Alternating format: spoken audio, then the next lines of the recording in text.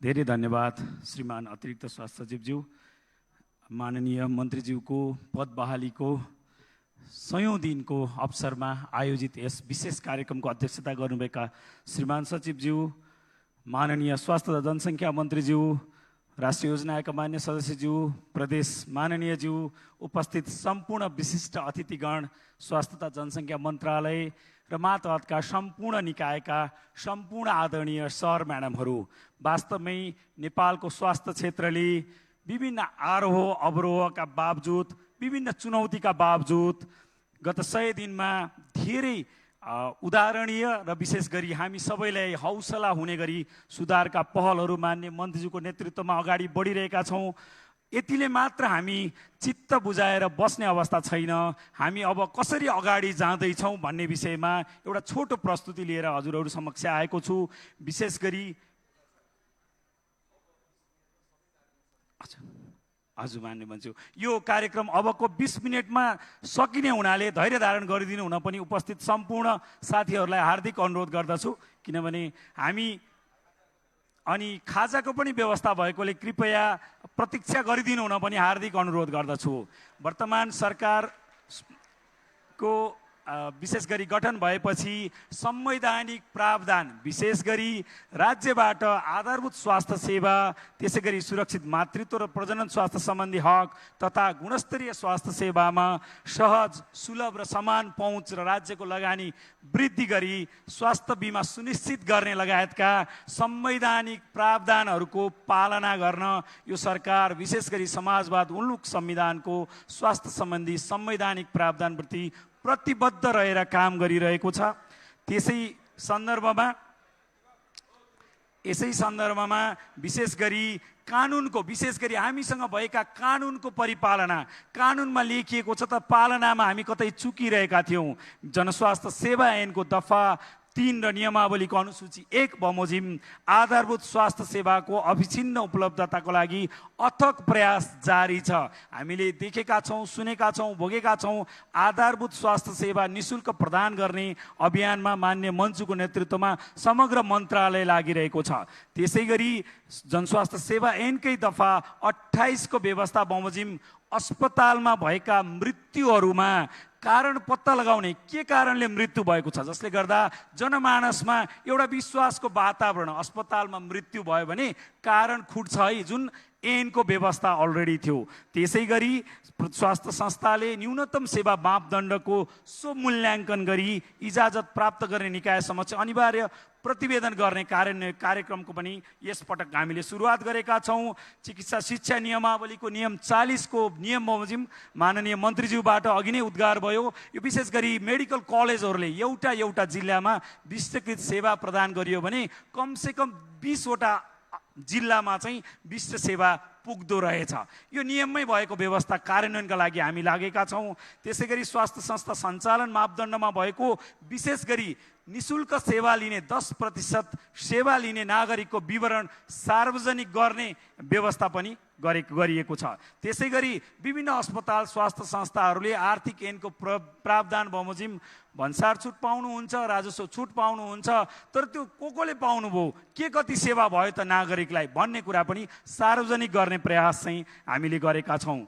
त्यसै गरी नीतिगत पहल कदमीको रूपमा स्वास्थ्य क्षेत्रलाई दिगो विकासका लक्ष्य हासिल गर्ने सम्मको लागि नेतृत्व दिने गरी माननीय मन्त्रीज्यूको आगमन पश्चात नेपाल स्वास्थ्य क्षेत्र रणनीतिक योजना 2079-80, 2087-88 पारित भएको छ नेपाल सरकार मन्त्री परिषदबाट र यसले विशेष गरी स्वास्थ्य प्रणालीको कुशलता र उत्तरदायित्व अभिवृद्धि गर्ने, स्वास्थ्यका वृहत निर्धारकहरूलाई सम्बोधन गर्ने, दिगो लगानीलाई सुरक्षा गरी सामाजिक सुरक्षा प्रवर्धन गर्ने र गुणस्तरीय स्वास्थ्य सेवामा न्यायोचित पहुँच प्रवर्धन गर्ने लक्ष्य राखेको छ। हामी 16औं योजना तर्जुमाको लागि पनि स्वास्थ्य क्षेत्रका प्राथमिकताका आधारहरू तयार गरिरहेका छौँ। त्यसै गरी नीतिगत पहल कदमीकै रूपमा एकदमै महत्त्वपूर्ण सबै कुरालाई व्यवस्थित रूपमा लैजान वित्तको आवश्यकता पर्छ, मनीको आवश्यकता पर्छ। कसरी 3 तहका सरकारले आर्थिक परिचालन गर्ने भनेर राष्ट्रिय स्वास्थ्य वित्त रणनीति पनि मान्य मन्त्रीज्यूको आगमन भए पश्चात यो विशेष गरी यो 16 वर्षदेखि नीतिगत बहसमा थियो, यो यसपटक मात्र यो पास भएको छ। यसले समग्र स्वास्थ्य क्षेत्रको वित्तीय दायरा विस्तार गरी स्वास्थ्यमा गर्ने लगानीलाई जवाफदेही र पारदर्शी बनाउने मात्र होइन, सामाजिक स्वास्थ्य सुधारको सुरक्षाको अवधारणा अनुरूप विशेष गरी स्रोतको सङ्कलन, त्यसै गरी सेवा खरिद र स्वास्थ्य बिमा मार्फत सुनिश्चित गर्ने, जनसङ्ख्या, भूगोल र रोगबारको आधारमा प्रति इकाइ आधारभूत स्वास्थ्य सेवाको लागि स्रोत व्यवस्थापन गर्ने र विशेष गरी सबैभन्दा पेचिलो विषय बनेको स्वास्थ्य उपचारमा नागरिकले आफ्नो आयबाट खर्च गर्नुपर्ने ठुलो हिस्सा हामी देख्न सक्छौँ। 54.2% आउट अफ पकेट एक्सपेन्डिचर, आफ्नो खर्च, आफ्नो जेबबाट खर्च गर्नुपर्ने जुन दुःखद नियति छ र करिब 5 लाख नेपालीहरूले स्वास्थ्य उपचारकै क्रममा गरिब हुनुपर्ने वार्षिक जुन तथ्याङ्क छ त्यसलाई सम्बोधन गर्ने गरी यो रणनीति आएको छ। त्यसै गरी स्वास्थ्य क्षेत्रमा सुधारका पहलहरू हामीले हेऱ्यौँ भने 100 दिनका आशाका किरणमा विशेष गरी सुशासन र प्रशासनिक सुधार, तथ्यमा आधारित निर्णय, नीतिगत सुधार, जनउत्तरदायी स्वास्थ्य क्षेत्र, सामाजिक न्याय तथा सर्वसुलभ तथा गुणस्तरीय स्वास्थ्य सेवाका प्रयासहरू हजुरहरूले यस अघिको भिडियोमा स्पष्टसँग देखिसक्नुभयो। केही प्रशासनिक सुधारको कुरा गरौँ। विशेष गरी समायोजनमा ऐनमा रहेका व्यवस्थाको दृढ कार्यान्वयन, ऐनमा व्यवस्था छ तर कार्यान्वयनमा हामी फितलो बनिदिँदा कतिपय ऐनका व्यवस्थाहरू कार्यान्वयन नहुँदा हामी कमजोर बनेका थियौँ। दुर्गममा काम गरेका स्वास्थ्य कर्मीलाई विशेष प्राथमिकता माननीय मन्त्रीज्यूबाट अघि नै उद्गार भयो। विशेष गरी तालिममा, वैदेशिक भ्रमणमा र अन्य विशेष गरी पुरस्कृत गर्ने अवसरमा पनि उहाँलाई पुरस्कृत गर्ने, कार्य सम्पादनमा उत्कृष्ट एवं अनुशासित कर्तव्यनिष्ठ दुर्गममा काम गरेकालाई अध्ययन, तालिम, भ्रमण पुरस्कार लगायत कार्यालयको जिम्मेवारीमा विशेष प्राथमिकता। त्यसमा पनि दरबन्दीमै तोकिएका कार्यालय प्रमुख त्यही पदको त्यही तहको पनि त्यसलाई चाहिँ मान्य मन्त्रीज्यू आएपछि एकदम स्ट्रिक्टली फलो भएको छ। त्यसै गरी कार्यालय समय, पोसाक, व्यावसायिक आचरण पालनाका लागि पनि एकदमै अनुगमनको काम अगाडि बढेको मैले देखाउन चाहन्छु। यो पहलहरू हजुरहरूले भिडियोमा एकदम धेरै देखिसक्नुभयो, मैले यसलाई स्किप गरेँ। र विशेष गरी अब हामी कसरी जाने त, स्वास्थ्यमा आगामी प्राथमिकताहरू, वे फरवर्ड के हुन् भन्ने हिसाबले म 2-4 वटा कुरा गर्न चाहन्छु। अघि मैले हजुरहरूलाई देखाइहालेँ, सबैभन्दा ठुलो पेचिलो विषय, सम्माननीय प्रधानमन्त्रीज्यूलाई देखाउनु पर्ने विषय पनि यही थियो। स्वास्थ्यमा सबैभन्दा ठुलो समस्या भनेको वित्तीय सुनिश्चितता हो। हामी देख्न सक्छौँ देशको कुल बजेट लिनियर रूपमा बढेको छ तर स्वास्थ्य क्षेत्रको बजेट त्यो हिसाबमा बढेको छैन। हामी स्वास्थ्य क्षेत्रमा कमसेकम 3 तहका सरकारले 10% लगानी गर्नुपर्छ र विशेष गरी सुर्ती कर कोष जस्ता विभिन्न क्षेत्रबाट आएका रकमहरू नेपाली नागरिकको स्वास्थ्य प्रवर्धनका लागि, स्वास्थ्य उपचारका लागि खर्च हुनुपर्छ भन्न माननीय मन्त्रीको नेतृत्वमा अगाडि बढिरहेको अवस्था छ।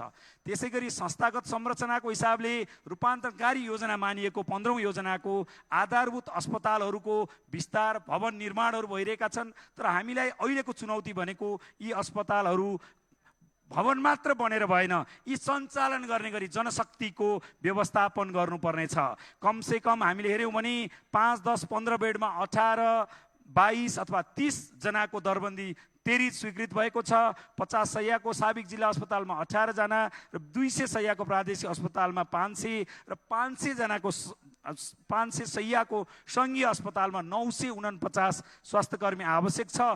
यो प्रस्तावित दरबन्दी तेरिज स्वीकृत नहुँदासम्म हामीले चाहे जस्तो सेवा उपलब्ध गराउन सकिरहेका छैनौँ। यो कठिनता छ र हामी के आशा गर्छौँ भने माननीय मन्त्रीज्यूको नेतृत्वमा यो पेन्डिङ काम चाहिँ पक्कै पनि हामी सबै मिलेर फत्ते गर्न सक्छौँ भनेर हामी लागेका छौँ। सबैभन्दा ठुलो कुरा स्वास्थ्य जनशक्तिमा उत्पादन, वितरण र खपत बीच तारतम्यता नहुँदा हामीले, मैले अघि पनि देखाएँ भने जस्तो स्वास्थ्य कर्मीहरू सबै ठाउँमा पुर्याउन सकेका छैनौँ। मागमा आधारित उत्पादन, देशको आवश्यकता बमोजिमको उत्पादन, भूगोल, जनसङ्ख्या र रोगबारका आधारमा समतामूलक वितरण, दरबन्दी सृजना र बजार व्यवस्थापन पनि हामीले गर्नुपर्ने हुन्छ। त्यसका लागि विशेष गरी हामी जुन अहिलेको 2048 को दरबन्दीमै रहनुपर्ने दुःखद नियति छ त्यसलाई चिर्ने गरी मान्य मन्त्रीको नेतृत्वमा हामी अगाडि बढ्ने प्रयासमा हामी लागेका छौँ।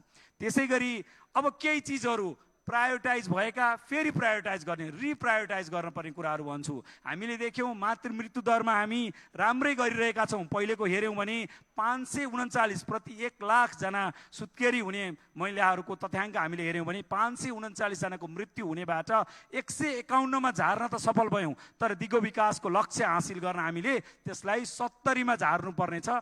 धेरै मेहनतको आवश्यकता छ। त्यसै गरी 5 वर्ष मुनिका र नवजात शिशुको मृत्युदर करिब करिब स्ट्याग्नेन्ट छ।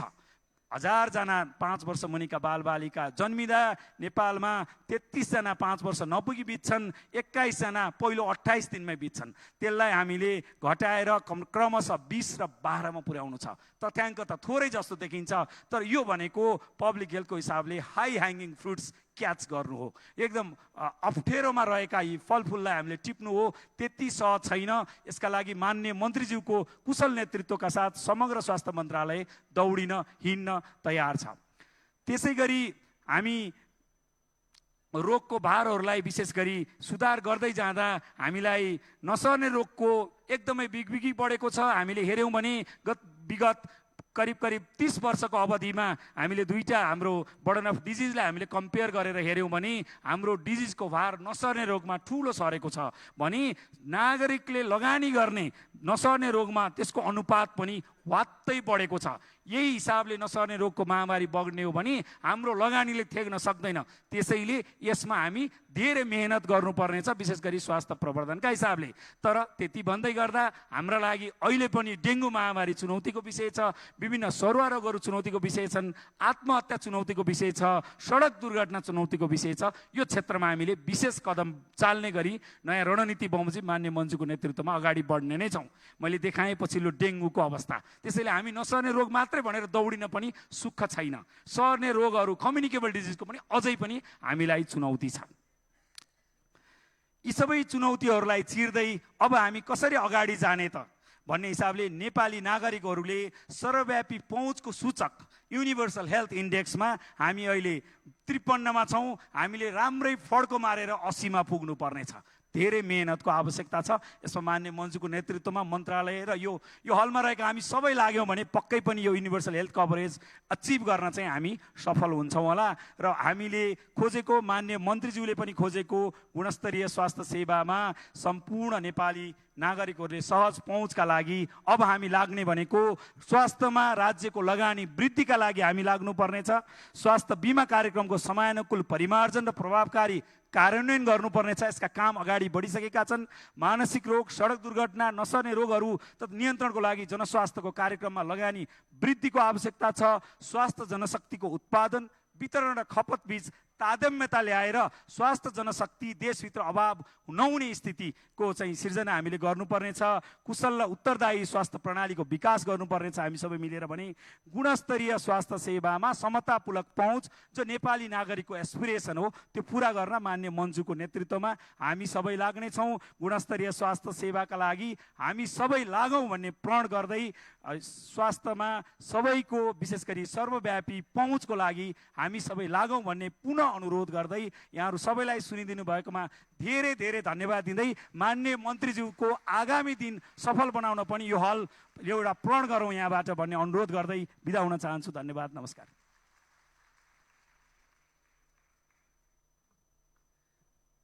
अब हामी कार्यक्रमको अन्तिम चरणतिर आइपुगेका छौँ। यहाँलाई धैर्यताको लागि